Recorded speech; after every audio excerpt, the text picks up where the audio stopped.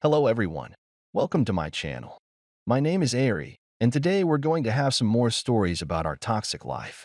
But before we start, it would be so much appreciated if you would subscribe to my channel, like the video, if you enjoy it, and maybe leave a comment down below.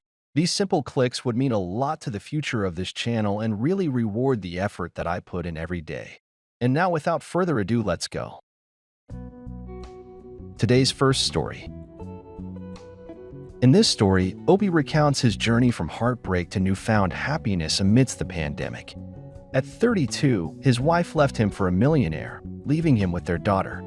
He focused on fatherhood, self-improvement, and wealth building. His current girlfriend and daughter share a close bond. Meanwhile, his ex-wife's new husband faced financial woes, leading the daughter to live with him full-time. They plan to marry in Thailand and potentially relocate there. Now let's get into the story. My story actually goes back a few years, but the current situation with the pandemic has sort of brought it back to life in a way. I turned 39 last December. My girlfriend's birthday is 1 week before mine, and my daughter's falls in between, so we tend to have a birthday week celebration. We had been together for nearly 7 years at the time, married for almost 5. I thought we were very happy. The speed with which everything changed shocked me. All of this started back when I was 32 and my daughter was 4. My ex-wife was 31. My ex-wife joined a new gym because of a promotion they were having. It was a very expensive, high-end place. It was after that the trouble started. The details of the cheating aren't that interesting, so I'm not going to spend much time describing it. For about 6 months, my ex-wife became distant, picking fights a lot, going out on girls' nights, etc. After about 6 months of all this, I went away on a business trip, and when I came home, my ex-wife had moved out. Maybe 2/3 of all her stuff and most of my daughter's stuff were gone. In the kitchen, there were divorce papers. No note, nothing. She was offering 50-50 custody and didn't want any money or the house. Now, it might be important to know that at this time, I was already earning 6 figures, plus bonuses and commissions. Due to some very wise investments and careful planning, I expect to be a millionaire by my 40th birthday or soon after. But I guess she wasn't willing to wait. She is a stunning and beautiful woman, so it's not too surprising she was able to meet the guy she did, especially in revealing gym clothes. I didn't know this when I found the divorce papers, but the man she left me for was already a millionaire. He was also 45, but I didn't know about the other man at the time.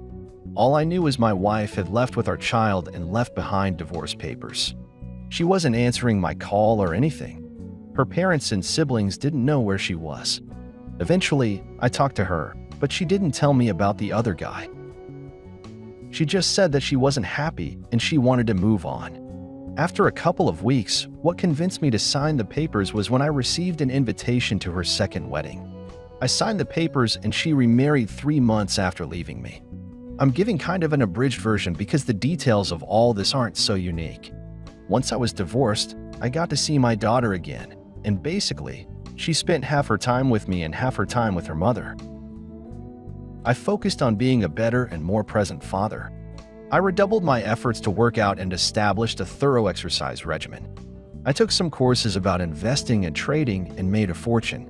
I even discovered a new hobby, woodworking. I would find used furniture usually that had been thrown out, and I would refinish it.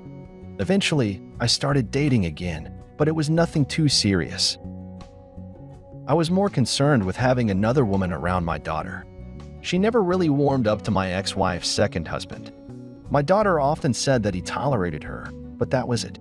She didn't use those exact words, but that's what she described. Eventually, I met my current girlfriend.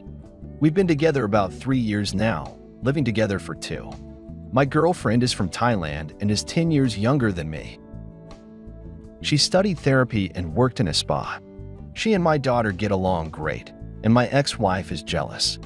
My girlfriend and daughter enjoy spending time together in a way I don't think my ex-wife has experienced. For example, my girlfriend and daughter both have long hair and enjoy watching videos online on how to make very elaborate braids and hairstyles. My daughter enjoys this more than the expensive toys. Always buying time for the plot twist. The lockdown period was not kind to my ex-wife's new husband.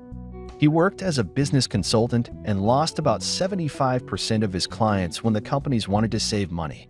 They might hire him again in the future, but now it's tough. He still has plenty of money, but he was essentially living paycheck to paycheck.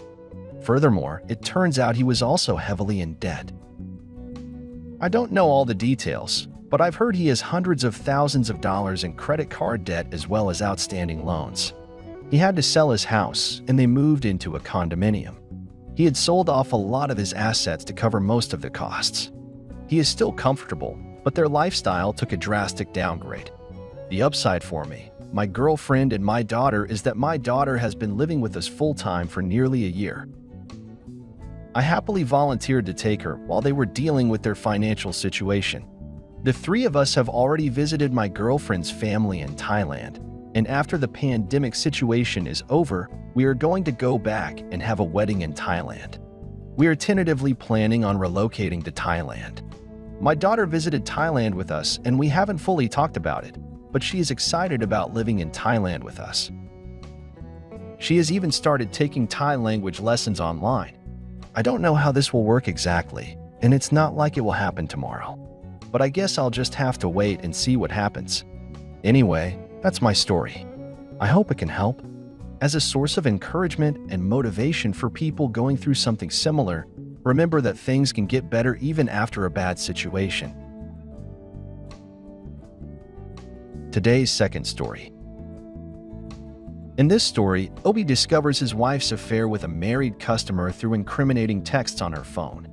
Confronting them both, he punches the man and publicly exposes the affair, leading to the downfall of their bakery business and marriage.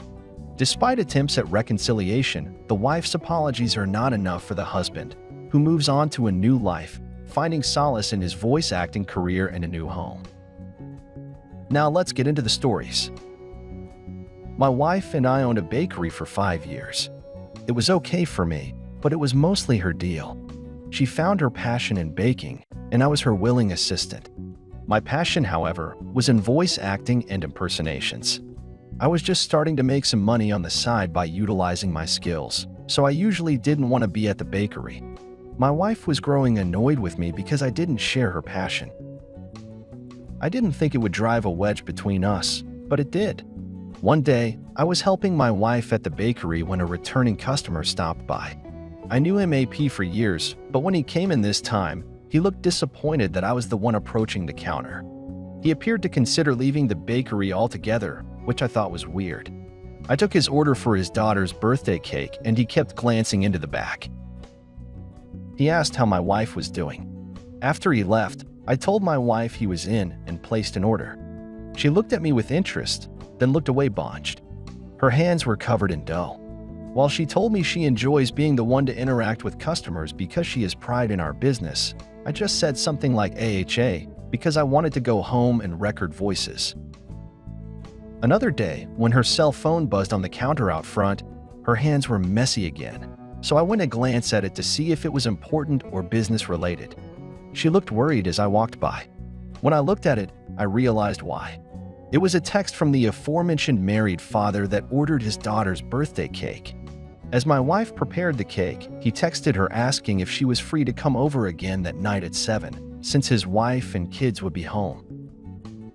My jaw dropped as I stared at it. Another text came through that said he missed her body. I entered the passcode to my wife's phone for the first time in a year. Thankfully, she hadn't changed it. As I scrolled up, my eyes scanned over a plethora of naughty sexting, nudes, and affair messages. My wife was getting antsy in the back room, asking me who it was from. I told her it was a spam email that tricked me for a second. She laughed a little and looked relieved as she put the little girl's cake in the oven. I told my wife I needed to go home because I had some voice acting things to work on. I knew she would believe me and leave me alone about it because fighting me on it never worked. I actually sat in my car nearby and stared at my wife's GPS location. I never relied on this before, and I could only hope she wouldn't turn it off. I held my breath when she started moving down the road. I started following her, and seconds later a text came through from my wife that said she'll be closing the store late because a huge order was placed. My heart broke at this very moment. Then I saw her GPS turn a different way, and I knew we were over. She was sleeping with our married customer. I kept driving, just barely able to stay focused. I felt the blood moving through my body at an alarming speed.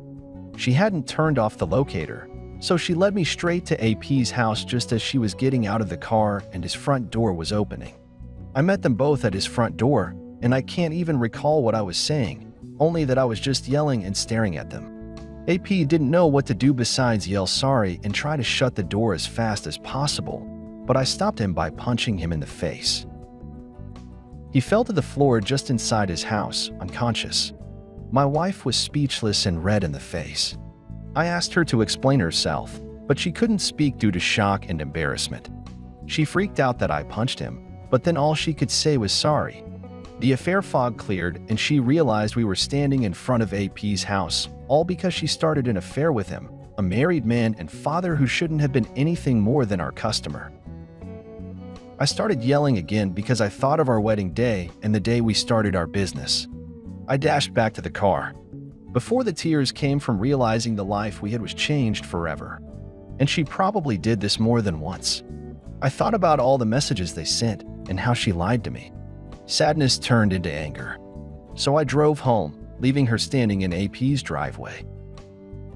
I packed stuff and printed notices to put on the bakery windows as she arrived home. I was driving down the street to return to AP's house. The front door was closed now, with another car in the driveway. All looked peaceful, but that wouldn't last. In their mailbox, on their doors, in some of their bushes, and a few on the windows, I put copies of my notice. It named my wife and AP in a sexual scandal that deemed the bakery filthy. I quoted some of the filthy things they said to each other and one nude of each. Then I informed the health department. Hours later, the whole town was freaking out. People started talking really fast about the scandal. You don't realize what a small world it is until it comes crashing down. My wife closed the business before the divorce was final and before the health department officially ordered her to close because her customer base was gone. She left the state alone with her SUV packed full headed to someone she met online seeking a roommate. I got to keep our house since she couldn't afford it without the bakery. So I sold it. And just like that, everything we made together was dissolved. During all this, she did try reaching out to me, which is how I found out that AP was divorced. But they wouldn't continue to see each other. He had to move 120 miles in the opposite direction. She always said sorry and that she understood why I ended it. Yet I asked her why this happened, and all she could say was that he greatly admired her cooking and flattered her by saying things like he wished she was his wife. I told her I wouldn't wish for her to be anyone's wife. I stopped answering her calls after that. I knew she was probably scared or going through a lot, and I didn't want my emotions getting involved in her karma. I am healing and doing well with the profit I got from the house that I never wanted to see again. I got a really sweet new place to call my home. It includes a home office for my voice acting and impersonation career,